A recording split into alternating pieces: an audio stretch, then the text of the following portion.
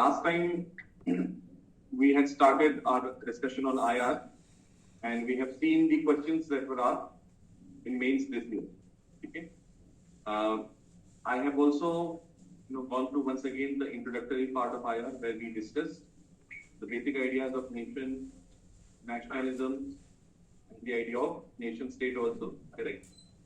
Then we try to understand what is the Westphalian state, right? What is the concept of Westphalian state? Apne simple terms mein language में. Ahmed, yes. Okay, territorial integrity, non-interference, sovereignty of every state has to be respected. ये सब देखा था हमने. We understood that this is the base of modern, international relations, right? Westphalian state 193 जो हमारे UN के members हैं, इसके लिए सारे क्या है? Nation states, ठीक है? Then we saw the kind of questions that UPSC asked. We have seen how UPSC gives us a particular statement which sets the tone for the question, और फिर question जो है आगे आपको किसी चीज में डिटेल में जाने के लिए बोलता है. आज हम स्टार्ट करेंगे discussion on some basic but very important concepts of international relations. I'm not directly jumping into the subject per se because IR is a bit jargon heavy kind of a subject. So it's crucial that we have a complete idea regarding these basic concepts. Otherwise, what happens is if we start, then you keep on having a lot of doubts regarding ये क्या है और वो क्या है. मैं नहीं चाहता हूँ कि जब हम स्टार्ट करें तो बहुत सारे डाउट्स हैं. इसलिए पहले हम जो बेसिक कंसेप्ट है इसको अच्छे तरीके से समझेंगे और फिर ही आगे India relation with the world इसको स्टार्ट करेंगे. ठीक है. तो allow me to share my slide show with you.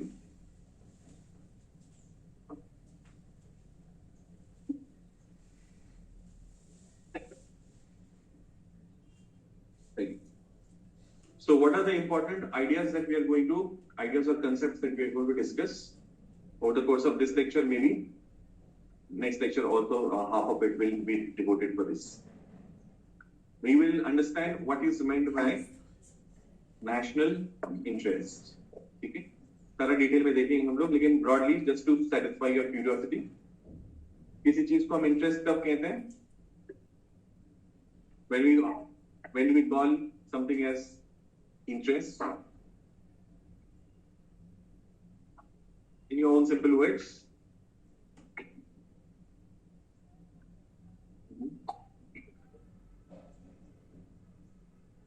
when you value something, ठीक है? This is not your college वाला interest. The interest is different. Nor is it banking वाला interest. Okay. Here the interest means that when you value certain thing, then that is an area of interest for you. वही चीज जब हम national level पर बात करते हैं, तो वो बनता है हमारा national interest. A quick example here. Our country is endowed with a lot of natural resources, but we don't have sufficient hydrocarbons. So we have to import a lot of crude oil, natural gas from where? From West Asia and some other countries.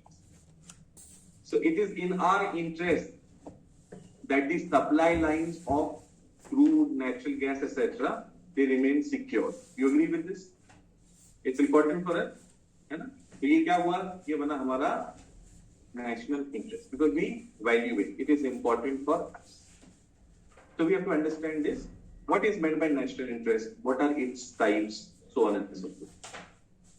उसके बाद में हम देखेंगे concept or idea of power. What is power? To influence somebody else's behavior. ठीक है? किसी और का action deed जो है वो हम हमारे हिसाब से उसको करवा सकें. That is power. ठीक है. ये चीज रूटीन लाइफ के अंदर में भी एप्लीकेबल है और उसी को हम नेशनल लेवल पर, इंटरनेशनल लेवल पर भी हम उसको एक्सट्रापोलेट कर सकते. ठीक है. Countries want other countries to do certain things as per their national interest. है ना? टेक फॉर एग्जांपल, सब डिटेल में आएगा, मैं जस्ट आपको ब्रीफ टेस्टर देके आगे बढ़. Pakistan has a lot of actors, non-state actors as they call it, who have been plotting and scheming to carry out attack against India. Okay? Now, it is our national interest that all such characters are brought to book. है ना? हमारा नेशनल interest हुआ कि नहीं हुआ? ठीक है? अब है पाकिस्तान के अंदर में, सॉवरेनिटी तो है पाकिस्तान के पास में, वेस्टफालियन स्टेट, राइट? हम टेक्निकली इंटरफेयर नहीं कर सकते directly, but it is our national interest that they are punished. तो कैसे करें? उसके लिए जरूरत होती है national power. Okay? We make another sovereign entity, okay, do something which is in accordance with our national interest. Okay? वो कहलाता है national power. So the idea? Power is the most important dynamic in international relations. आपके पास में जितना power है, national power, उतना ज्यादा आप आपके नेशनल इंटरेस्ट को प्रमोट और प्रोटेक्ट कर सकते. ऐसा समझिए इसको कि this is like the currency.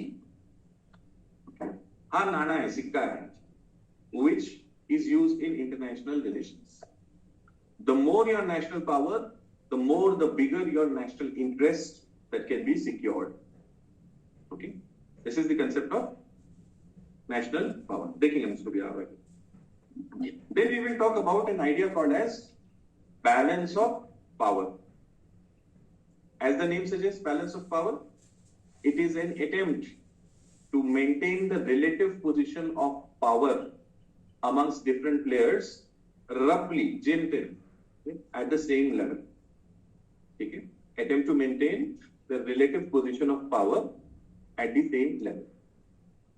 Please understand, guys, the concept power cannot be expressed like we express in physics. हम ये नहीं कह सकते कि यूएसए का पावर जो है वो इतने पास्कल का है, इतने वोल्ट का है, जूल्स का है. We can't say that. Can't be measured. It's a relative concept. ठीक है? Country A can be influenced by country B because B has more power. So we have relative idea. Okay? B can be influenced by C because C has more power. So we can have a gradation and understand who has more power than the other. It's a comparative concept or idea, please understand. It's not an absolute term per se. Okay? There is nothing like the all power of the world is fixed. ऐसा कुछ नहीं है. समझ रही बात आपकी? ये humanities वाला सब्जेक्ट है. So इसलिए हम इसको परफेक्टली कोई क्वांटिफिकेशन नहीं कर सकते. Balance of power. Next will be deterrence. What is deterrence? Deterrence means that you must have the power to prevent somebody from doing something. You must have what? The power to prevent somebody from doing something. Prevention. Okay? कर दिया, उसके बाद का action is different. ठीक है, लेकिन वो करे ही ना, ये चीज जो ये बोलता है डिटरेंस. मराठी में शब्द आता है उसके लिए परावृत्त करनी. You, like for example, if I am sitting over here in the class and I tell all of you that nobody will talk in the class, else I remove a gun and keep over here. Now I haven't said a word that I'm going to shoot you, but the message is clear. ठीक है? So what has my gun done? It has killed. मैं आपसे पूछूंगा कोई सवाल है क्या topic में? वाईपी के चांस. This nuclear weapons क्या करते हैं? Deterrence. The other side should not attack you. We are trying to prevent that. ये है deterrence. पढ़ेंगे हम इसको भी, ठीक है? Then we will discuss the idea of deterrent. Deterrent क्या होता है? Cold War के phase में we discussed Cold War in world history. At that time we saw that US and USSR had a blow-hot, blow-cold relationship. कभी तो बहुत intense Cuban Missile Crisis जैसा, Vietnam war, Korean war जैसे situations थी, और कभी जो है वो थोड़ा सा thaw, THAW वर्ड मीन्स फ्रोजननेस कम होकर के कुछ बातचीत हो रही है, कुछ ट्रीटी साइन हो रही है, ये भी होता है. सो वो फेज जहां पर में ये इंटेंसिटी राइवलरी कम हो जाती थी, it is called as détente. In international relations, there are always frosty relationships and there are thaws. तो जब thaw आता है तो उसको हम कहते हैं détente. जैसे फॉर एग्जांपल ईरान और यूएसए इनके बीच में पुरानी राइवलरी चल रही है. ठीक है, after the Islamic revolution in Iran ने यूएस को और इसराइल को, यूएस का फ्रेंड, इनको टारगेट किया. ठीक है, दोनों की बहुत खुन्नस चलती रही. बट ओबामा के टाइम्स में JCPOA was sign, Iran nuclear deal. That is a phase where there was some level of normalization of relations between USA and Iran. So such phases are called as détente. समझ बात आपको? ठीक है, French word है, इसलिए you will see that E के ऊपर में वो जो साइन, so जब ऐसा E आता है ना, so it's pronounced as A. जैसे क्लीशे, ये वर्ड सुना है आपने? तो उसका जो आखिरी E है ना, it has that slant folio, so it's pronounced as A, cliché.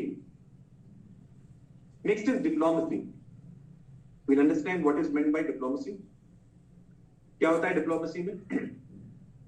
You all will be filling up your preferences in the 23 services that UPSC provides you, and one of the service will be Indian Foreign Service. Satya. Those of you who will be selected in Foreign Service, they will serve as career diplomats. कौन होते हैं ये career diplomats? These people are appointed to represent India in the different embassies across the world, consulates, international organizations. They are sent to various conferences, forums, platforms, programs, etc. और ये वहां जाकर के क्या करते हैं? ये वहां जाकर के भारत के इंटरेस्ट को प्रोटेक्ट करने की कोशिश करते हैं. Through negotiations, through engagements, through discussions, they try to do that. ठीक है? So ये जो process है वो कहलाता है diplomacy. ठीक है? We'll see a lot of examples when we discuss this. Then comes foreign policy. What is meant by foreign policy? Foreign policy is nothing but the aggregation of all of our national interest in one place. ठीक है, भारताचं परकीय धोरण, परकीय धोरण बोलते ना, परराष्ट्र, परराष्ट्र. What is that about? We want to achieve certain things for India. ठीक है, each one of them is our national interest. अब concept समझ में आई आपको? Basically national interest क्या है? Something that we value, and we value many things internationally. वो हमारे एनर्जी सिक्योरिटी के लिए होगा, वो टेररिज्म के रिलेटेड होगा, वो ग्लोबलाइजेशन के रिलेटेड होगा, वो क्लाइमेट चेंज के रिलेटेड होगा. हर एरिया में हमारी कुछ प्रायोरिटीज हैं, हमारे कुछ नेशनल इंटरेस्ट. अब इन सब को अचीव करने के लिए हमने जो बनाया हुआ हमारा पॉलिसी है, that is foreign policy. So basically the aggregation of all of our national interest in one place is basically the foreign policy of India.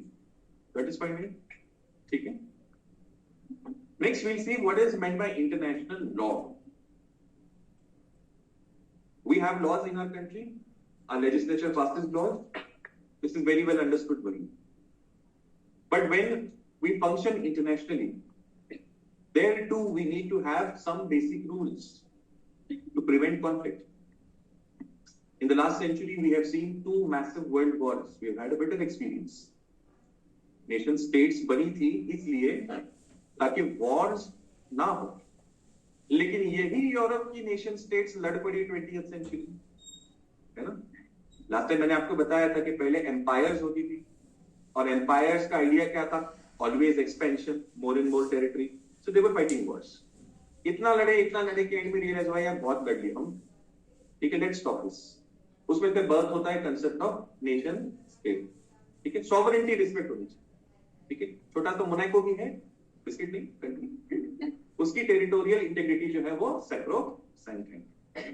तो नया कंसेप्ट आया नेशन स्टेट्स का, लेकिन फिर भी ये नेशन स्टेट्स लड़ पड़े 20th सेंचुरी में। जर्मनी, इटली, फ्रांस, ब्रिटेन सब लड़ रहे थे, ठीक है। So then we realised that we need to have some international laws to prevent these nation states from fighting. So we have several international laws. एक example यहां पर कर देता हूं आपको. This is a law called as UNCLOS, United Nations Convention of Law on Sea. UNCLOS. UNCLOS क्या करता है? UNCLOS आपको बताता है कि आपकी कोस्ट लाइन से लेकर के समंदर में कितने डिस्टेंसेस तक कौन कौन सी टेरिटरी है आपकी लिए। 12 नॉटिकल माइल तक आपका टेरिटोरियल वाटर है, मतलब this is as good as your land territory, everything here belongs to you, this is your sovereignty, कोई वायलेट नहीं कर सकता। 200 नॉटिकल माइल्स तक आपका एक्सक्लूसिव इकोनॉमिक जोन है, मतलब यहाँ लोग आ जा तो सकते हैं, लेकिन यहाँ की जो रिसोर्सेज हैं ये आपकी सॉवरेन तुमच्या मालकीची आहे। Beyond 200 nautical miles, you have international waters that does not belong to anybody, free for exploration for all. ठीक है, ये सारी concepts थी। अब जो littoral states होते हैं, बाजू बाजू में होते हैं, वहां पर में अक्सर डिबेट बन जाता है कि किसका टेरिटोरियल वाटर कहां तक है, किसका EEZ कहां तक है। अब इस डिस्प्यूट को कैसे रिजॉल्व करें, उसके प्रोविजन UNCLOS में दिए।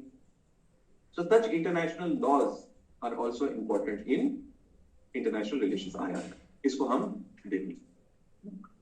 Then we will also see some ideologies and approaches. Ideologies and approaches. कुछ ideologies तो हमने डिस्कस की है वर्ल्ड हिस्ट्री में। We understood what is capitalism, socialism, communism, but there are some more that we need to understand for IR purpose. तो ये कुछ ideologies और approaches इसको भी हम डिस्कस करेंगे।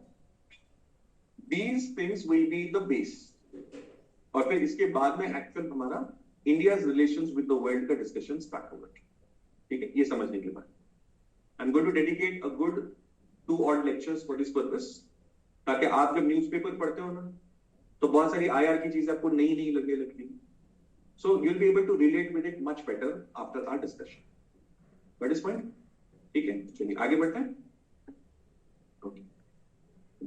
Let's see what is meant by national interest first.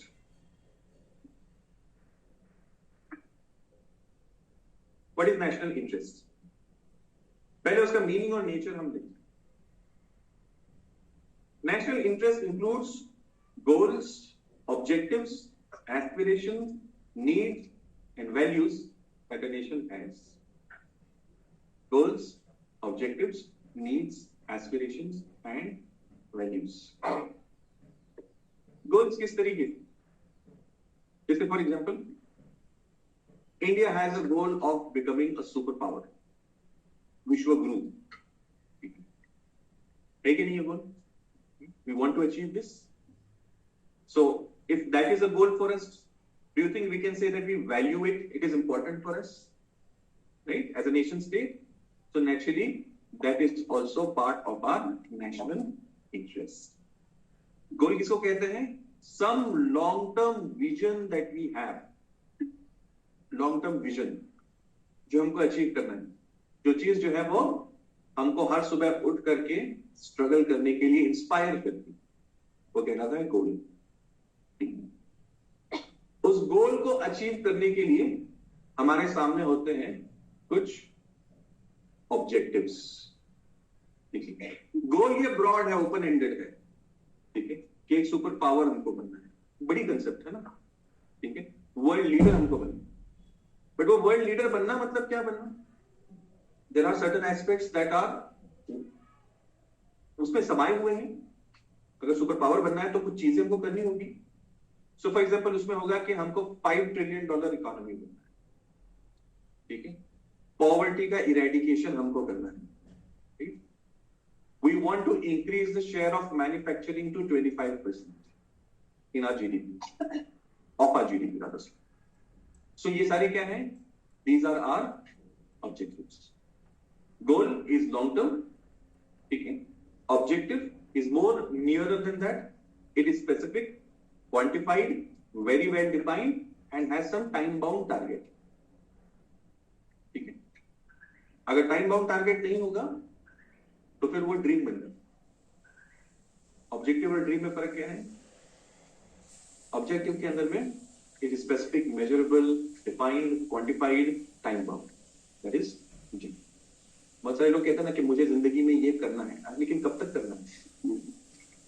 कि अपनी पंचवर्षिक योजना चलती रहेगी। So you have to have it very specific, detail, that is goal and objective. समझ में नहीं ना बात आप लोगों को? Then aspirations. Aspirations, we aspire for certain roles, positions, certain statuses. Those are our aspirations. For instance, India aspires to be a permanent member of the Security Council. It is an aspiration for us. ठीक है?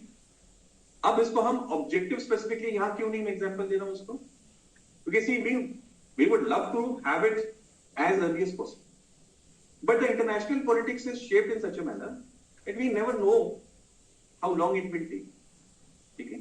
So it is something that we aspire for, we are exerting ourselves for it, but we can't have a time bound target कि भैया अगले साल तक, 3 साल के अंदर में या 5 साल के अंदर में ये होना ही चाहिए, because those are things which are beyond our control.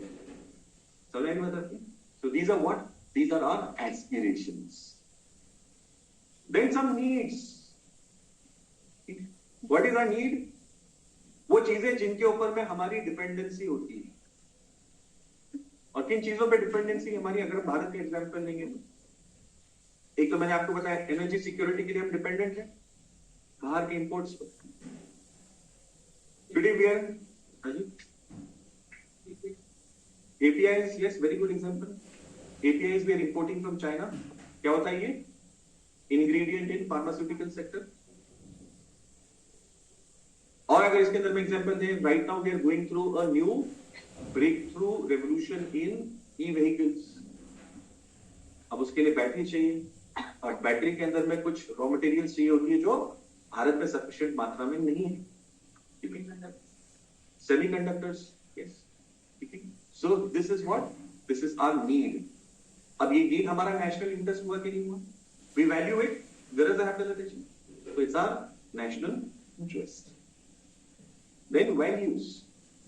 There are certain values that we believe in, okay? And we want those values to be upheld inside and outside of the country. What kind of values? Human rights. Do we believe in this? Don't we want a world system that upholds and respects human rights? We believe in mutual non-interference. It's a value that we have. Secularism, into bracket question mark. But technically speaking, at least, it's a value that we have. Okay? So these are the things that are part of our national interest. Got this point, guys? तो अब ये सारे जो national interest हैं, इन सबको compile करके जब हम उसके लिए अपना गेम प्लान बनाते हैं, तो हमारा गेम प्लान क्या होता है? Foreign policy. ठीक है, चलिए आगे बढ़ते। So these are the decisive factor in determining, defining, crafting the foreign policy of a country. इस सब में सबसे इंपॉर्टेंट क्या है? National security. In all of these interests, the most core interest is your national security. This is the most serious. बचेंगे तो और भी लड़ेंगे. If you don't survive, then you won't be able to achieve the other goals, dreams, aspirations, etc. So preservation, self-preservation, this is the most single important national interest. और ये हर life form के अंदर में ये चीज आपको दिखेगी। अगर एक छोटा सा बिल्ली का बच्चा है, स्मॉल किटन, उसको अगर आपने कॉर्नर में ढकेल दिया और उस पर अटैक किया, बिल्ली के बच्चे को, तो उस छोटी सी जान में जितनी ताकत है ना, वो पूरी लगाकर आप पर अटैक करेगा। करेगा कि नहीं? क्योंकि उसका लाइफ एट स्टेक और सेल्फ प्रिजर्वेशन ये उसका भी इंस्टिंक्ट है। सो जो चीज इंडिविजुअल लेवल पर होती है वही एग्रीगेट हो जाती है नेशन के लेवल पर भी, because that is a group of people ना अल्टीमेटली, ठीक है। सो नेशन स्टेट के लिए भी self preservation is very very crucial, and there are numerous examples in history where nations have fought for their existence. World war 2 में Poland का example देखिए, okay, Hitler ने तबाही मचा दी, पुलिस जो सोल्जर्स थे वो वहां से भाग गए और ब्रिटेन चले गए, और ब्रिटिश आर्मी के अंदर में वो लोग लड़ रहे हैं। What were they fighting for? सब कुछ जा चुके थे, जर्मन्स का कंट्रोल है वहां पर, but still they are fighting. Why? Because that self preservation is important. Got the idea now what is the meaning of this concept of national interest? ठीक है, अब हम देखते हैं the criteria that determines national interest. What is the criteria? पहला criteria है ideological, विचारधारा। Ideologies define how you look at something. Based on ideologies, national interest will also have different meaning. कुछ चीजें तो कॉमन होती हैं, but there are certain things which differ based on the way you look at them. Like for example, USA and USSR during Cold War, they had very different ideologies. Opposite end of the spectrum आप कह सकते, ठीक है। इस वजह से दोनों का चीजों को देखने का नजरिया बिल्कुल अलग है, and consequently what they prioritize is also very different. Bharat का अगर मैं एग्जांपल दूं आपको, in India we've had some governments who were very pro privatization, ठीक है। हमारे प्राइम मिनिस्टर का वो बड़ा फेमस कोट भी है ना, मिनिमम गवर्नमेंट मैक्सिमम गवर्नेंस, ठीक है। सो ये जो थॉट प्रोसेस है, जो जिसको हम इकोनॉमिक्स के अंदर में राइट विंग थॉट प्रोसेस हम कह सकते हैं, that believes that state has no role in doing business. State का काम तो गवर्नेंस करना है, ठीक है। ये क्या ब्रेड बना रहा है, ब्लेड बना रहा है, हर ये चीज बनाते बैठा हुआ है, स्टेट का काम नहीं है। स्टेट ने क्या करना चाहिए? It should provide a level playing field for people to come and manufacture things and sell in the market, ठीक है। ये किस चीज पे डिसाइड हुई ये बात? आइडियोलॉजी के ऊपर। On the other hand, during our heydays of socialism, state का अप्रोच बिल्कुल डिफरेंट दिखता था उनकी। State felt that private sector exploitative है, या प्राइवेट सेक्टर इंटरेस्टेड नहीं है किसी चीज को करने के लिए, तो अब कौन प्रोवाइड करेगा वो सर्विस? स्टेट प्रोवाइड करेगा। अब एक ही कंट्री के अंदर में देखिए, in different situations different things are being prioritised as national interest, ठीक है। कौन सी चीज इसको डिसाइड कर रही है? Is ideology, okay. When you have a government leaning left of centre, then you will have a more state ka extensive role. Government on the other side of the spectrum, then you will see that the role of state will hold back, ठीक है। So accordingly national interest भी interpretation उसका change हो सकता है। तो पहली बात आप लोग की yes no can't say.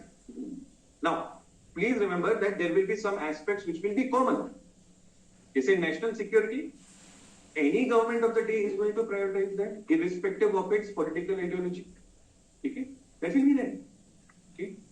Increasing the prestige of India, every government will believe in, but there will be some areas where there will be difference of opinion on this, और उसका बेस क्या होगा?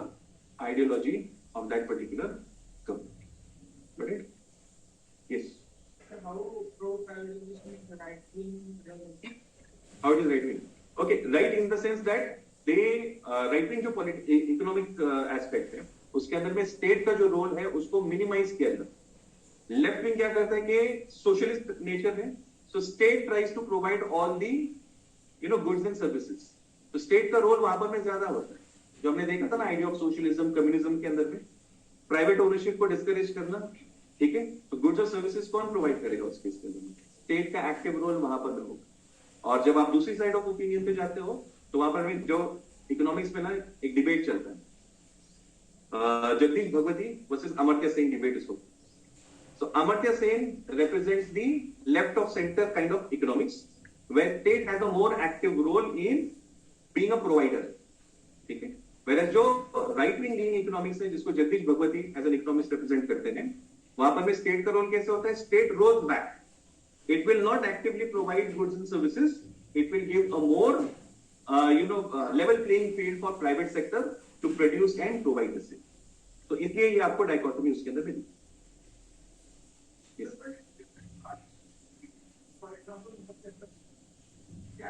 can we apply next model? We have a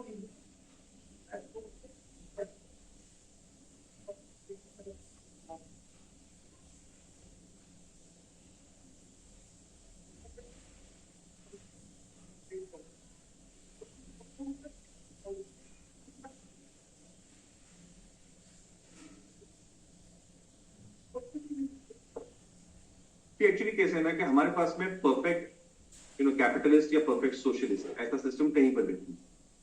what we have is shades in between. ठीक है, so depending as you said ना on local situation based on the thought process of the party in power, you will see that they are aligned on a on that continuum, on that spectrum. जिसको जहां पर में suit होता है वो वहां पर में अपने आप को पिच करता है.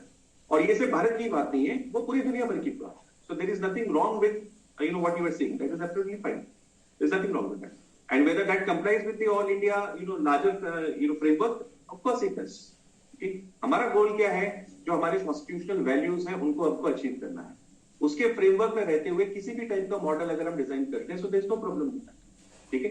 Some states were Gujarat for example, Maharashtra for that matter, ये स्टेट शुरुआत से ही और ज्यादा प्रो कैपिटलिस्टिक आपको दिखते हैं.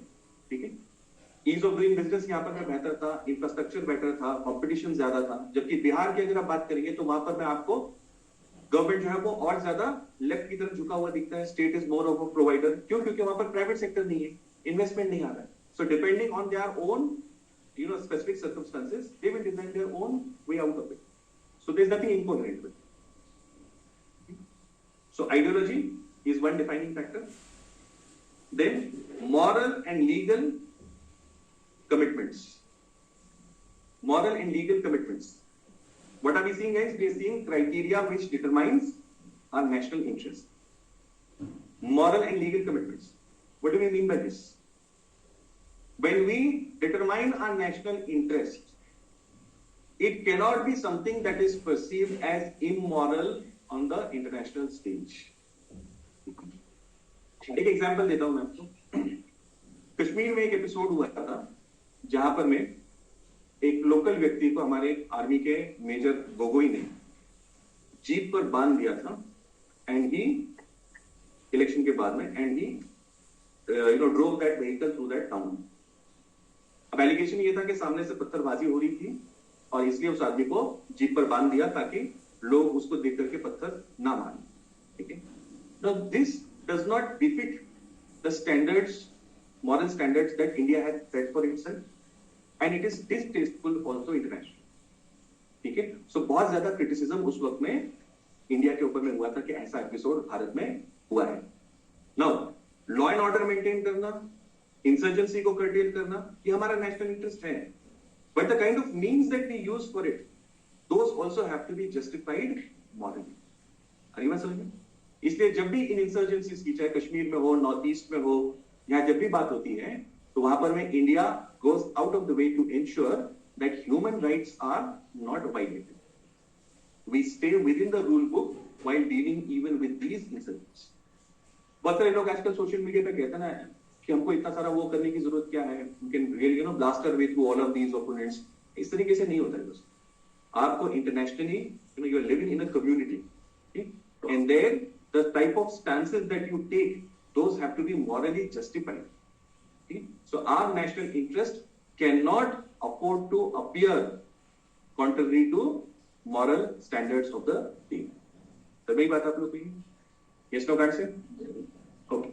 वैसे ही legal commitments. Our national interest cannot contradict the legal commitments that we have made. For example, United Nations Declaration of Human Rights. 1948 का डॉक्यूमेंट है, इसको भारत ने साइन किया है, रेटिफाई किया है, ठीक है। तो हम कोई भी लॉ ऐसा नहीं बना सकते हैं which contradicts the UN Declaration of Human Rights. It is a commitment. मैंने आपको यूएन क्लॉज का एग्जांपल दिया था।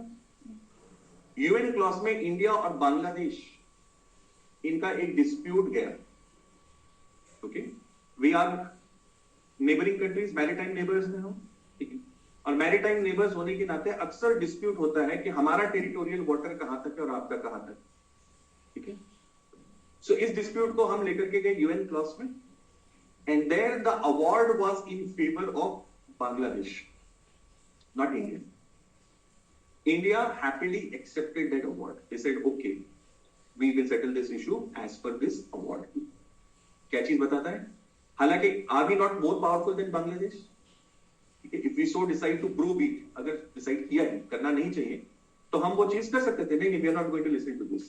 That is our territory. But we accepted it. Why?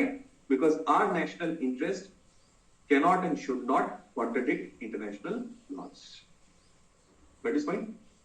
China is different. China is different. Why is China different? China और Philippines में ऐसा case हुआ। China ने बोला सारा साउथ चाइना सी मेरा है, फिलीपींस ने बोला कि फिर हमारा EEZ, हमारा टेरिटोरियल वाटर, इस सब का क्या होगा? बोला तुम तुम्हारा देख लो।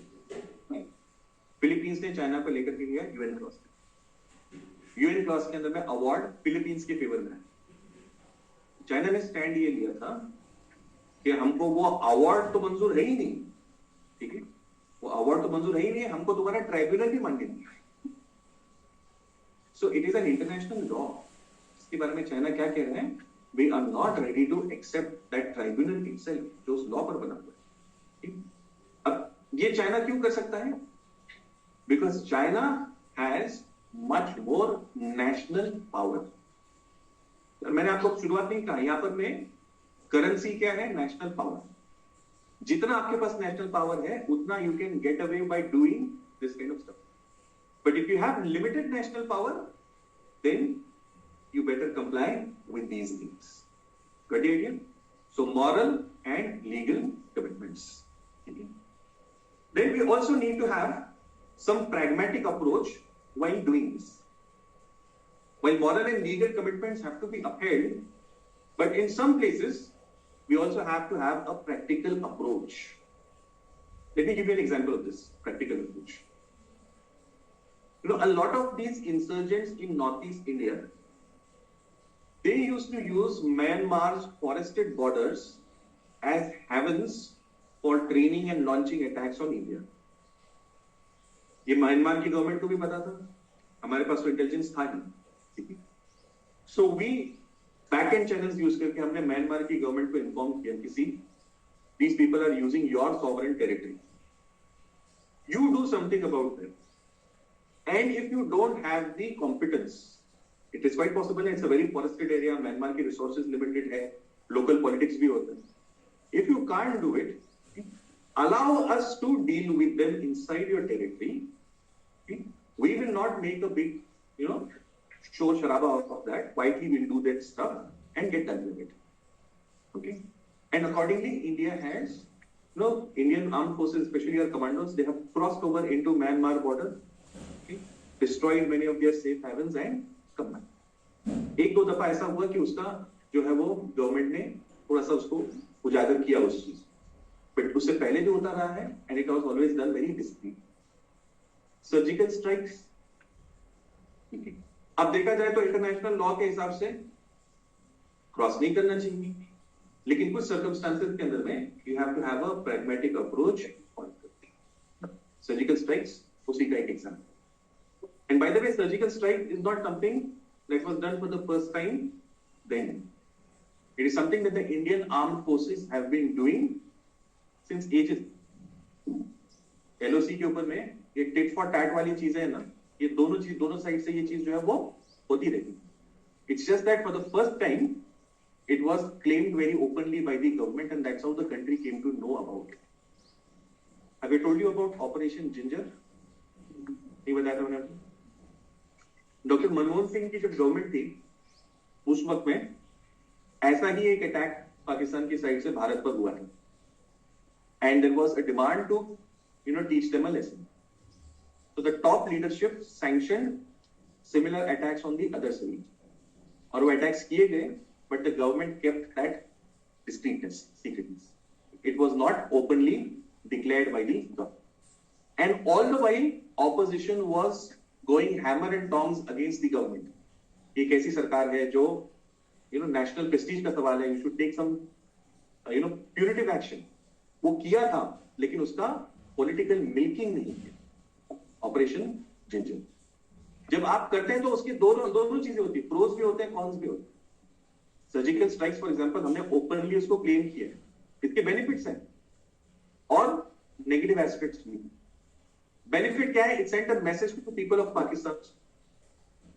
लोगों का प्रेशर होता है ना सरकार पे, see your government has done this, ठीक है, और उसके रिटेलिएशन में we have paid back in kind. इसके आगे ऐसा कुछ होगा तो हम ऐसे ही रिस्पॉन्ड करते रहेंगे। So you better have pressure on your government to stop such activities.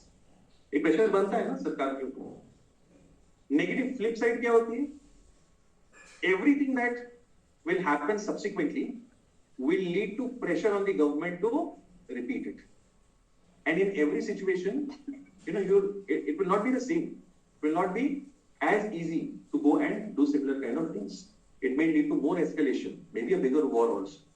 So it always has pros and cons. बहरहाल मैं डिस्कस क्या कर रहा था? Pragmatic approach in some situations where you have to forego other factors and try to solve the problem based on your. यहाँ तक बात हो गई? So हम लोग क्या देख रहे हैं दोस्तों? We are seeing the idea of national interest. We saw what is national interest. Then we saw the criteria that determine national interest. ठीक है? हाँ। अब वो मिलिट्री अपने हिसाब से कुछ कोड नाम देती है। I'm not so sure कि क्यों वो प्रोसेस जिंजर लाने नहीं गए। Criteria of determining national interest continue कर रहे हैं। Next criteria, partisan aspect. Partisan aspect means what? Taking certain decisions that will be beneficial for the country but in the long term might lead to some political loss for the nation. जैसे for example during the NDA 1 government, Atal Bihari Vajpayee ji की जो government थी NDA 1 वाली, उस government के अंदर में ही focused a lot on building basic infrastructure. Golden quadrilateral वो जो है उसका कंस्ट्रक्शन उस वक्त में स्टार्ट किया। पोर्ट्स के ऊपर में बहुत फोकस किया।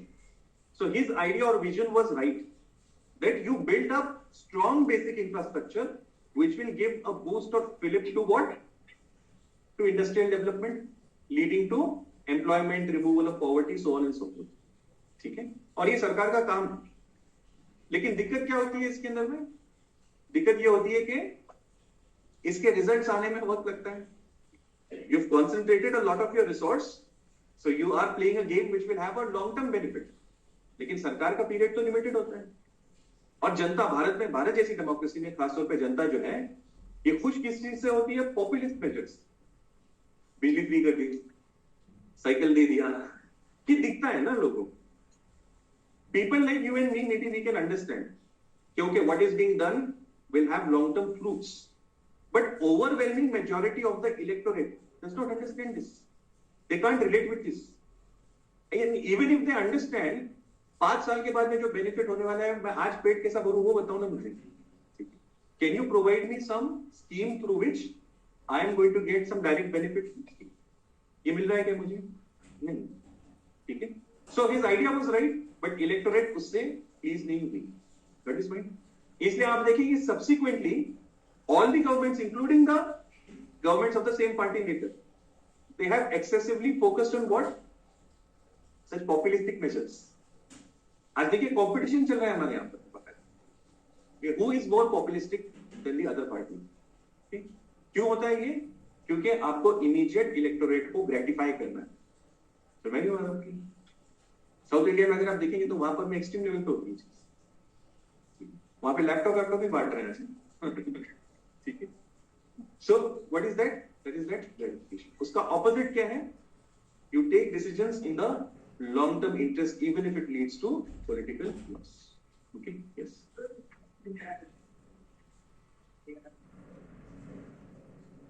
They are contract to OEMs like HP and then they are procuring the laptop and you can see it. But this is not yet paid to the company. So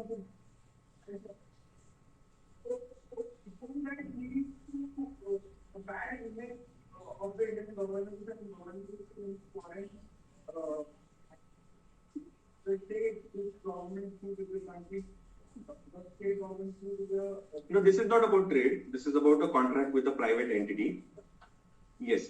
So, I mean, I'm not aware about that they have not paid back. But this is not, I mean, relevant to what we are discussing.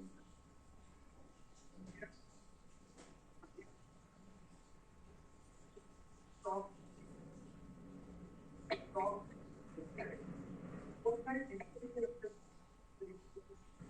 Image खराब होगी कुछ हद तक वो state की specifically ये सही but these all of these companies you know IT companies and hardware companies they are so keen about Indian market why do you think the founder of Microsoft, Mr. Bill Gates, why is he so obsessed with India?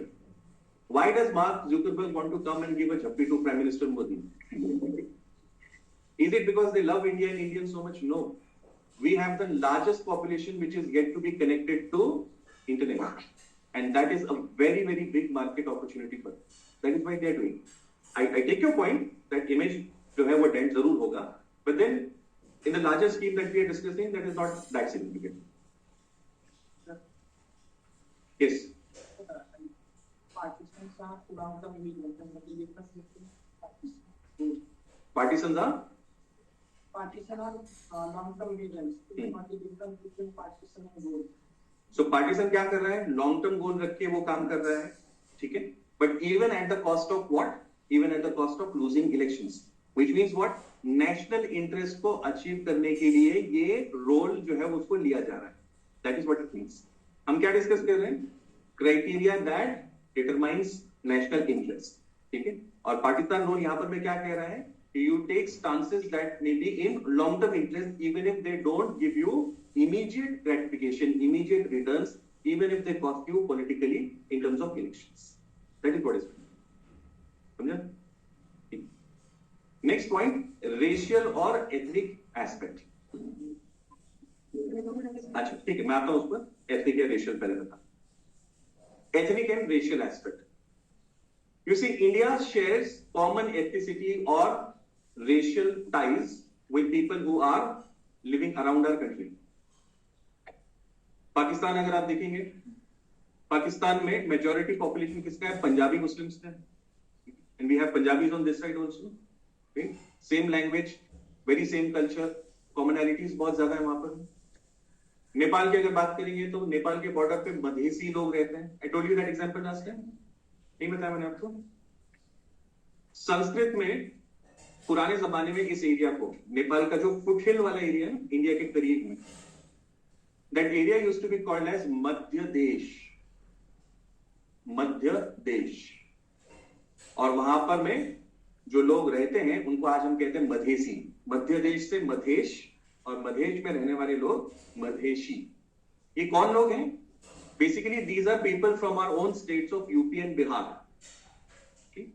Borders are porous India Nepal you can virtually walk over with your licence PAN card any Indian identity card and vice versa तो वहां पर में रहने वाले लोग जो है UP Bihar के लोग और उस तरफ के लोग इनके आपस में kinship ties same kind of people okay वो लोग कहते हैं उसको इंटरेस्टिंग फ्रेज है रोटी बेटी के व्यवहार उसको लिख के रखिएगा कहीं रोटी बेटी के व्यवहार means what they share kinship ties across the border ठीक है सो पाकिस्तान के साथ में कॉमनैलिटी एक एग्जांपल देखा हमने नेपाल के साथ में है ठीक है बांग्लादेश के साथ में Bengali people they basically the same on either side same language same culture something everything same Sri Lanka की अगर बात करेंगे तो ethnic Tamilians they are common on both the sides ठीक है सो ये रेशियल एस्पेक्ट या एथनिक एस्पेक्ट ये भी हमारे लिए एक बहुत सिग्निफिकेंट डिटरमाइनिंग फैक्टर बनता है।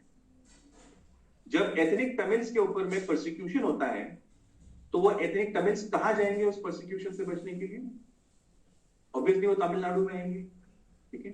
जब मधेशीज के ऊपर में प्रॉब्लम होता है तो where will they look for help? Towards India. Bangladeshis specially minorities, Hindus, उनके ऊपर जब अत्याचार होगा जैसा कि 71 के वक्त हमने देखा था, ठीक है, so where will they look for succour? Naturally towards India, ठीक है। So our national interest also is undergraded by these ethnicities. Nepal का एक जस्ट स्टोरी मुझे याद आ गया, मैं आपको बता के चलूं। नेपाल में दोस्तों ब्रॉडली दो टाइप के लोग हैं, एक तो है पहाड़ी और दूसरा है Madheshi. Pahadi people and Madheshi people. Nepal की पॉलिटिकल लीडरशिप ऑलमोस्ट एक्सक्लूसिवली पहाड़ी है, ठीक है। पहाड़ी लोग वहां की पार्टीज को लीड करते। From late 90s onwards, Nepal is trying to transition towards democracy. Monarchy खत्म हो गई, डेमोक्रेसी की तरफ ट्रांजिशन जा रहा है। Multiple attempts have been made at drafting constitution.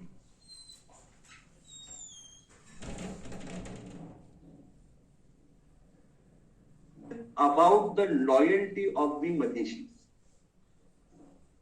They feel that these Madheshis have their loyalty towards India. और इसलिए वो लोग मधेशीज का पॉलिटिकल, जिसको मराठी में कहते हैं ना खच्चीकरण, पॉलिटिकली वीकन करने की कोशिश करते रहे हैं in the constitution itself. Constitution में कैसे इनके राइट्स लिमिट कर दिए, इनके एरियाज को डिवाइड कर दिया ताकि किसी भी स्टेट में इनके पास में ज्यादा नंबर्स ना हो, ऐसी बहुत सारी चीजें की गई। So against this the Madheshis started to protest and the Madheshis naturally put pressure on India also because they have kinship ties over here. All of this led to a big crisis in 2015-16 sometime. Okay? Nepal's border was blockaded by the Madheshis, leading to severe supply crisis of essential stuff to Nepal. Nepal ये कह रहा था कि ये सारा जो कुछ भी हो रहा है ये इंडिया के बेहद पे किया जा रहा है। India is behind this. And India was saying, see, we are not doing it. It is the local Madheshi people who are against the measures that you are taking. और वहां से लेकर के आज तक last 6-7 years, India-Nepal relations have really, they have been going towards the southward side, नीचे की तरफ जा रहे हैं। क्यों? इस एक एपिसोड की वजह से। So हमारे relations with Nepal, उसके अंदर में ये ethnicity ये बहुत मैटर करती है। Same is the case with Tamilians in Sri Lanka. We had to send IPKF, याद है ना आपको? पीस कीपिंग फोर्स भेजना पड़ा वहां, और वो पीस कीपिंग फोर्स यानी इंडियन आर्म फोर्स गई थी दोनों साइड्स को लड़ने से रोकने के लिए। We had good relations with both ethnic Tamilians as well as the Sri Lankan government, and that is why that role was taken up. और वहां जाने के बाद में बन गया इंडियन फोर्सेस का sandwich. Indian forces had to fight both now, ethnic Tamils also and Sri Lankan army का भी गुस्सा झेलना पड़ा। क्यों हो गया ये crisis? Recently, that lady who was involved in that assassination of Prime Minister Rajiv Gandhi, she has been released. We lost our former Prime Minister because of this issue. Can you see how integrated this ethnicity and racial aspect of our neighborhood is in determining our national interests? Do you agree with this now? Okay. Next, bureaucratic interests. Bureaucratic interests also play a very crucial role in determining national interest of our country. Bureaucracy is a very important institution in implementing the foreign policy. Whatever bureaucracy feels is important for the nation is naturally taken very seriously. And therefore, that also has to be factored in when we determine our national interests. Lastly, foreign dependency. How dependent are we of some foreign power is also an important factor in determining national interest. Let me give you an example. India and Iran have shared very good ties. So they go back millennia, not centuries, millennia. After independence also, India shared a very healthy relationship bonding with Iran. Iran का oil और natural gas जो है वो हम import करते थे. But in the last 15 odd years, India has come more and more close to USA. USA and its best friend Israel look at Iran as a threat, and therefore India has had to calibrate its position vis-a-vis Iran. ठीक है?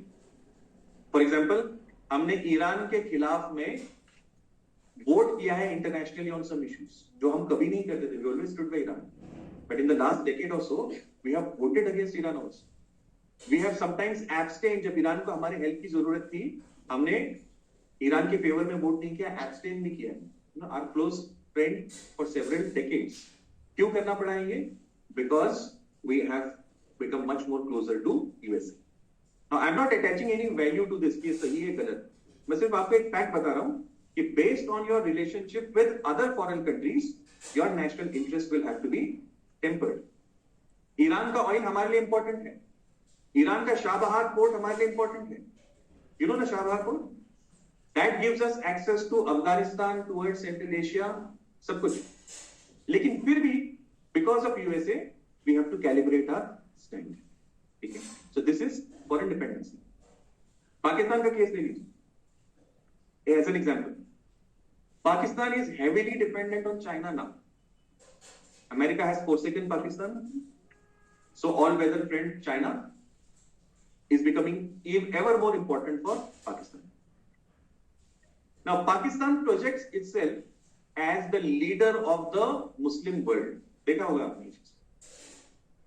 बहुत सारी conferences हुई recent times के अंदर में, जहां पर इमरान खान जब प्राइम मिनिस्टर था, उसने इस चीज को प्रोजेक्ट किया. लेकिन चाइना के अंदर में जिंजियांग प्रोविंस में मुस्लिम्स के ऊपर में जो अत्याचार हो रहा है, उस पर पाकिस्तान एक शब्द भी नहीं बोल सकता. प्रोजेक्ट क्या कर रहा है? Leader of Muslim world. Kashmir का इशू उठाता है ओआईसी में कि एट्रोसिटीज अगेंस्ट मुस्लिम्स हो रही है. Organisation of Islamic countries, OIC. क्या बता रहा है यहां पर में? That it is the leader of Muslim world. But Xinjiang के बारे में एक शब्द सुधा तो काड़ू शब्द नहीं. Why? Dependency of foreign country. What is idea? So your national interest will have to be tempered based on the kind of dependency that you have. What is point? So we understood what is meant by national interest, and then we saw how the national interests are determined. What are the factors that come into it? Now let us see what are the types of national interest.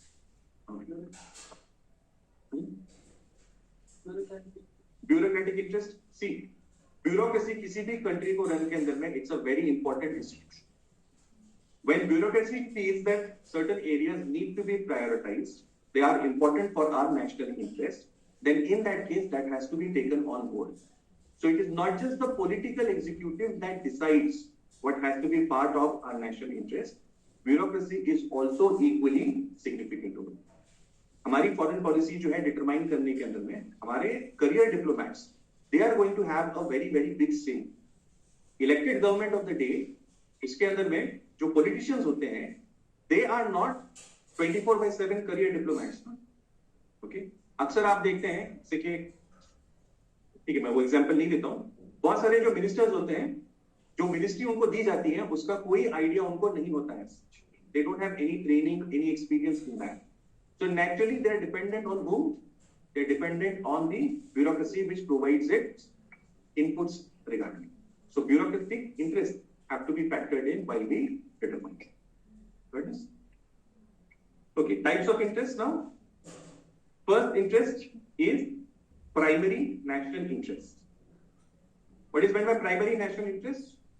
It is basically the physical, political, cultural identity of that country. उसका survival, उसका अस्तित्व, उसका वजूद, ये जो है उसका primary national interest है. एग्जिस्टेंस ही नहीं रहेगा तो बाकी कोई और चीज का कोई मतलब ही नहीं बनता है. ठीक है? So that is your primary interest. Ukraine is right now fighting for what? It is not fighting for any big ambition. It is fighting for its primary interest, its survival, its security. आई ना मतलब, ठीक है? Next is secondary interests. Secondary interests are not your direct physical existence, but they are very important still for your well-being. मैं यहाँ पे एक example देता हूँ.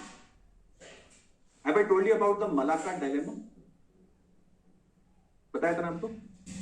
Malacca dilemma, चाइना ने रियलाइज किया that we are dependent on imports.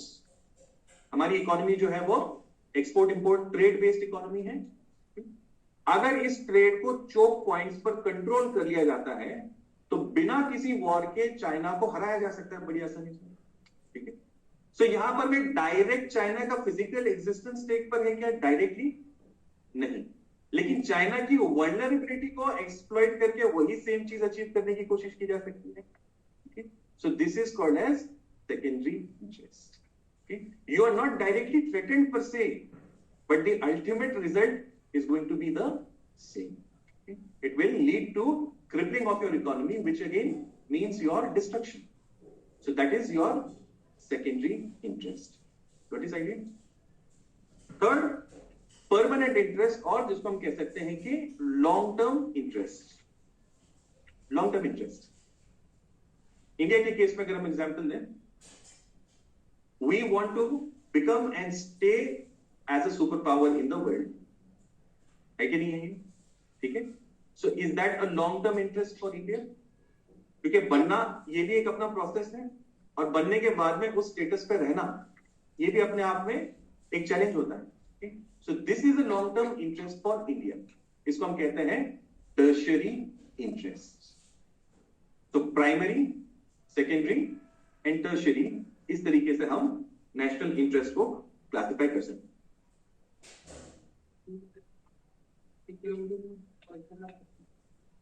Securing cultural identity. Okay, एक example देता हूं. यूएसएसआर ने during the cold war times they had implemented a policy called as Russification. Okay, Russification. क्या होता था इस रूसिफिकेशन के अंदर में? जो सब्जेक्ट नेशनैलिटीज थी उनको अपना कल्चर भुला करके रशियन कल्चर या आइडेंटिटी उनके ऊपर में थोपी जाती, देयर वे ऑफ लाइफ. ठीक है. सो क्या हो रहा है वहां पर में? उस स्टेट की जो आइडेंटिटी है वो खो करके वो एक बोरोड आइडेंटिटी के अंदर में जी. जब किसी से उसका ये कल्चरल आइडेंटिटी छीन लिया जाता है, इससे ज्यादा बड़ा उसके लिए नुकसान नहीं हो सकता. Who you are, यही अगर भुला दिया जाए आप. ठीक है. एक बड़ी अच्छी हॉलीवुड में सीरीज थी, जेसन बोन नाम का एक कैरेक्टर थी. बोन आइडेंटिटी, बोन के नाम से वो सीरीज, BOURNE. उसकी स्टोरी ये होती है कि जो हीरो है ना, he has forgotten his past. He does not know who he is, where he has come from, क्या हुआ है उसके साथ में, और फिर वो उसके साथ में स्ट्रगल करता है. ठीक है, वो फाइंड आउट करने के लिए. तो जैसा उस हीरो का एक मेंटल स्टेट बनता है इन दैट क्राइसिस, सो वैसा ही सेम थिंग जो है किसी नेशन के साथ में हो सकता है अगर उसकी रियल आइडेंटिटी जो है उससे छीन लेता है. अंग्रेज हमारे साथ में यही करना चाहते थे. लॉर्ड मैकॉले ने कहा था ना that we want Indians who are Indians in blood but British in taste. इनका उठना बैठना बोलना चलना ये सब कुछ ब्रिटिश लोगों की तरह होना चाहिए. We want them to be cut off from their roots. ठीक है. तो ये है आपकी cultural identity at stake. Change to this post to like the China is better the continuous center.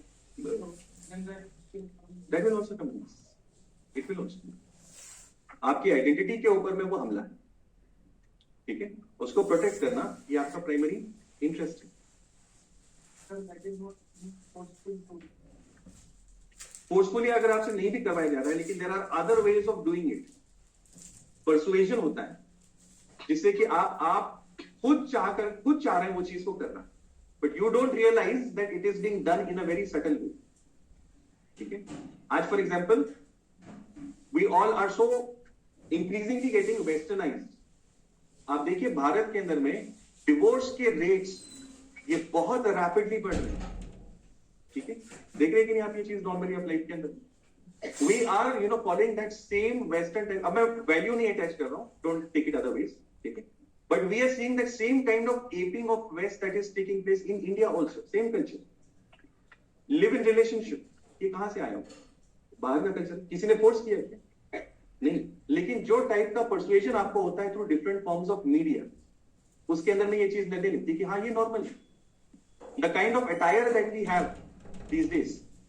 मेरी कल रात में एक selected candidate से बात हो रही थी. Is undergoing training right now. And the candidate told me about the kind of things that selected officers do.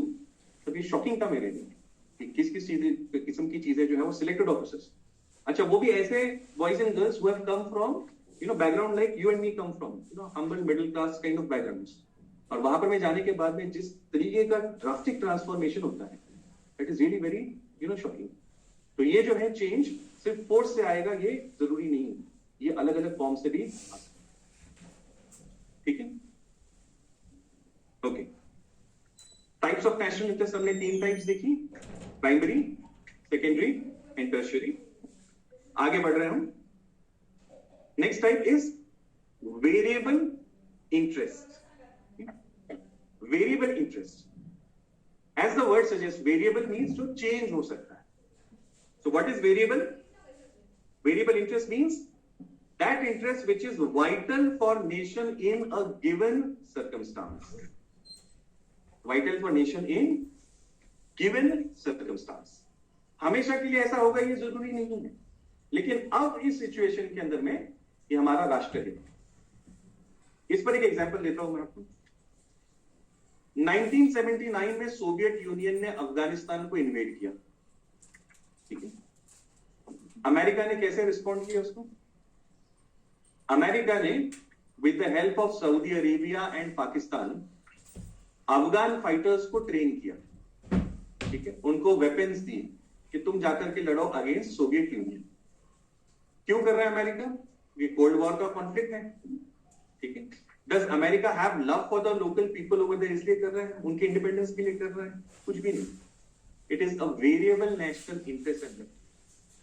इसी यूएसएसआर ने वियतनाम वॉर में सपोर्ट किया था ना. वियतनाम, वहां हम पिटे थे.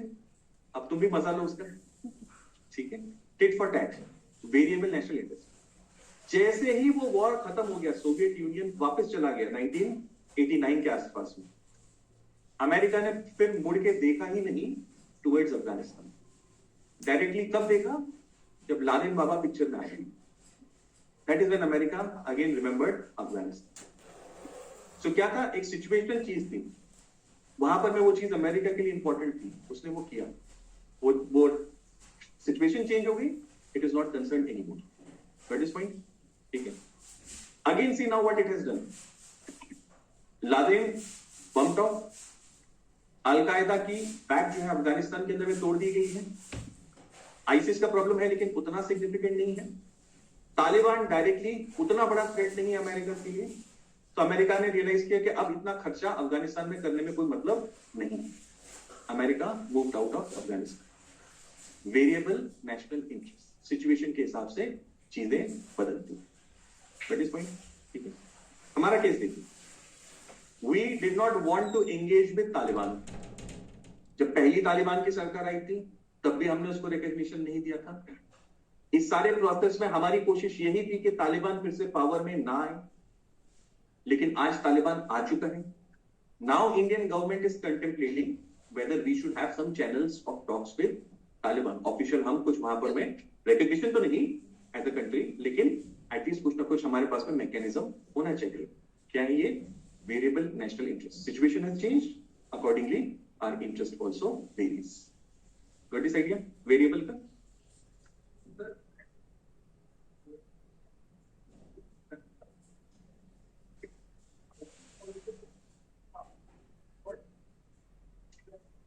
What interest did Saudi Arabia have over there? Okay. Now Saudi Arabia is a close friend of USA. US का interest, Saudi का interest. They are very close allies. One. Number two, Saudi Arabia always wanted to be the hegemon amongst the Muslim countries. And here was a great opportunity for Saudi Arabia. So there was a holy war, so to speak, between the faithful Muslims versus the atheist, not Christian. USSR है ना, atheist, ठीक है? Atheism is looked down upon in all of these faiths, Abrahamic faiths. Communist atheists होते हैं. So it's an opportunity for a holy war, which Saudi Arabia is funding through its new found wealth, petrodollars. पैसा तो बहुत है अपने पास में. You just have to give money, and in that process, you earn that legitimacy of being the leader of the Muslim world. ठीक. Second type of interest, variable interest हमने देखा. Variable समझ में आया सभी को? Yes, no, can't say. Second, general interest. What is meant by general interest? An interest that applies to many nations or several fields is called as general interest. It applies to whom? Many nations. Now see what is happening in the politics of Indo-Pacific. China is rising and it is flexing its muscle against everybody involved with it. सबको दमदाटी China कर रहा है कि नहीं कर रहा है? Everybody is concerned. So now all the stakeholders have a common interest in controlling or tethering China. Southeast Asian countries को भी वो चाहिए, चाइना की दादागिरी कम हो, ठीक है? जापान को भी चाहिए, ऑस्ट्रेलिया, न्यूजीलैंड को भी चाहिए, इंडिया को भी चाहिए, यूएसए को भी चाहिए. तो क्या बन गया ये? Many nations having a common interest. Got this idea? ठीक है? What is this called? General interest. Okay? Are you all understanding this? Next, specific interest. Specific interest is that national interest which is defined in terms of a particular time and space. एक specific time period के लिए एक specific जगह पर में हमारा जब कोई इंटरेस्ट होता है तो उसको हम कहते हैं स्पेसिफिक इंटरेस्ट. जैसे फॉर एग्जांपल नॉर्थ पोल में जो आइस कैप्स हैं वो पिघल रही हैं because of climate change, and because of that now the surface of that area is accessible for mining and it has very rich resources. So every country now has specific interest कि इस जगह पर इस वक्त में हमको वो opportunity मिलनी चाहिए for exploration. Is that an example of specific interest?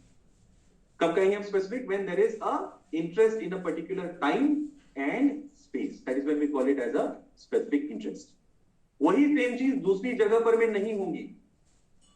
Space change यानी एरिया चेंज हो गया तो वो इंटरेस्ट नहीं रहेगा. ठीक है?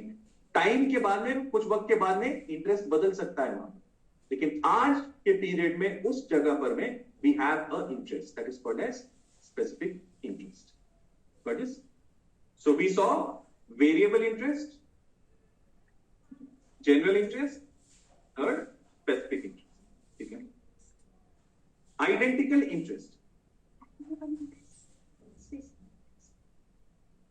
वेरिएबल इंटरेस्ट मींस ये सिर्फ एक पर्टिकुलर सर्कमस्टांस के लिए ही एप्लीकेबल है, सिचुएशन वाइज.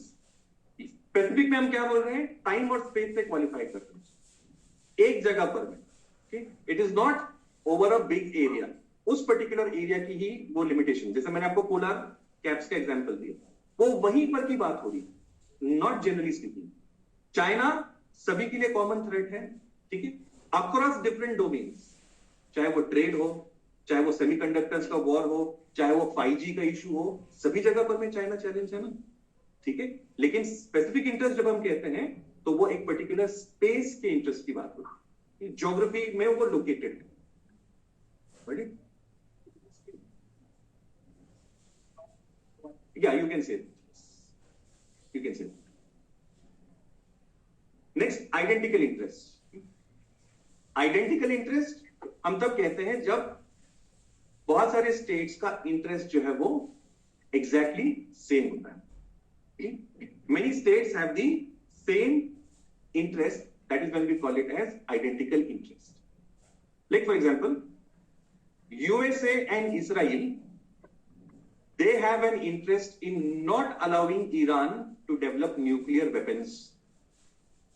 है कि नहीं है? ठीक है? So is it an identical interest for them? Yes, no, can't say? Okay. Next, complementary interest. Complementary interest means interest तो अलग है लेकिन एक दूसरे को सपोर्ट करते हैं. Okay, when do we call interest complementary? When interest are different but they complement each other. Let me give you an example. India and Japan, they have started an initiative called as Asia Africa Growth Corridor, AAGC. ठीक है, Asia Africa growth corridor. दोनों की अपनी respective strengths हैं. Japan के पास में है फंड्स और टेक्नोलॉजी, इंडिया के पास में है ह्यूमन रिसोर्स और गुडविल. दोनों मिलकर के क्या कर रहे हैं? चाइना के बेल्ट एंड रोड इनिशिएटिव को काउंटर करने के लिए एशिया और अफ्रीका के कंट्रीज के बीच में इंफ्रास्ट्रक्चरल लिंकेजेस डेवलप. दोनों की अपनी यूनिक स्ट्रेंथ्स हैं, दोनों के अपने एजेंडाज हैं, लेकिन एक दूसरे को वो कॉम्प्लीमेंट. जापान कुछ ला रहा है टेबल पर, भारत कुछ लेकर के आ रहा है, और दोनों अपने नेशनल इंटरेस्ट को मीट कर. तो यहां पर क्या हो गया? ते एकमेकांना पूरक झाले. They are complementary to each other. Such interests are called as complementary interests. ठीक है? हाँ. ओके. आइडेंटिकल इंटरेस्ट और जनरल इंटरेस्ट, इनके अंदर में डिफरेंस क्या है? Identical interest means exactly the same interest, and general as it means they are broadly overlapping. Israel और यूएसए, इनको बिल्कुल कंसेंसस है ना इस चीज पर. At any cost, we are not going to allow Iran to develop a nuclear weapon. They have exactly the same interest. Whereas China के case में क्या commonality है? हमने general interest में क्या देखा कि we want to prevent the hegemonic rise of China. ये broader aspect हो गया. ईरान को prevent करना from developing a nuclear weapon, ये एक बहुत specific aspect हो गया जो दोनों में exactly common है. आप Quad ही देख लो to make you understand. Quad में countries have general interest, means India, Australia, USA and Japan. What kind of interest they have? General interest. Bharat का perception Quad का थोड़ा different है as compared to USA. Japan का इन दोनों से थोड़ा different है, क्योंकि हर एक का जो relation with China है इसमें problems हैं, लेकिन intensity, nature ये different. Getting this point? We are the only country which shares a land border with China. Plus उस border में dispute भी है. Plus China हमारा one of the largest trading partner भी है, जिसके साथ में deficit भी चल रहा है.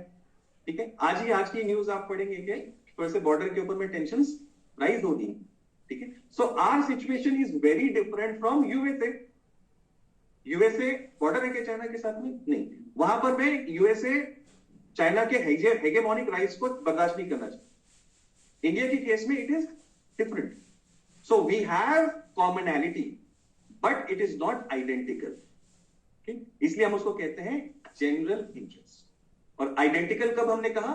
जब स्पेसिफिकली हमारा टारगेट जो है वो same he. That's why the words itself it's self explanatory. Identical. What is next? Conflicting interest. एक ही कंप्लीट कर लेता हूं फिर आगे. कॉन्फ्लिक्टिंग इंटरेस्ट, जब इंटरेस्ट जो है वो एक दूसरे के बिल्कुल एंटीथेटिकल, ऑपोजिट है, that is when we call it as conflicting interest. India का इंटरेस्ट है that we should get permanent seat in security council. Pakistan का इंटरेस्ट है कि भारत को नहीं मिलना चाहिए, है ना? So that is why it is part of the coffee group. Coffee group का नाम आपने सुना होगा. ये किस लिए बना है? ये इसलिए बना है ताकि these G4 countries they don't get membership of security council, permanent membership. तो क्या हो गया है यहां पर में? दोनों का इंटरेस्ट बिल्कुल कॉन्फ्लिक्टिंग हो गया. ठीक है? ऐसे बहुत सारे examples India, Pakistan, India, China के कंटेक्स्ट के अंदर में दिए जा सकते हैं, where our interests are completely antithetical to each other. Yes. चलिए, तो अब तक हमने क्या क्या कंसेप्ट्स देखी हैं? We have seen nation, nationalism, nation state, idea of Westphalian state, then we saw the idea of interest, then we saw national interest, we saw determinants of national interest, and then we saw the types of national interest. यहाँ तक overview समझ में आपको? Now we are going to see what are the instruments and methods of promotion of national interest. तो कोई चीज हमारे लिए वैल्यूएबल है, क्यों है, कैसी है, ये तो हमने समझा. तो अब इसको अचीव कैसे करेंगे? How will we promote and protect our national interest? उसके लिए क्या औजार है, क्या तरीके हैं हमारे पास में? That is what we are going to try to understand over here. So let us see these tools one by one. पहला जो टूल है उसके अंदर में वो है diplomacy. Diplomacy, as you would be knowing, it is the process or art of negotiating with others to ensure the achieving of your interests. We send our career diplomats to embassies, consulates, international organizations, different forums world over, so that they will fight and protect India's interests internationally. Almost all major important countries of the world will have some kind of diplomatic presence of India. कुछ exceptional cases के अंदर में we may not have, but generally speaking, India will have some level of diplomatic presence over there. इससे क्या फर्क पड़ता है? कैसे फर्क पड़ता है? मैं आपको एक एग्जांपल दूं. सेंट्रल एशिया के अंदर में एक कंट्री रहा है who always supported Pakistan over the issue of Kashmir. Kashmir पर वो पाकिस्तान के साइड से खड़ा होता. Otherwise, India had very good relations with that country. अब हमारा नेशनल इंटरेस्ट क्या है? नेशनल इंटरेस्ट क्या है हमारा? Kashmir is a national interest for us.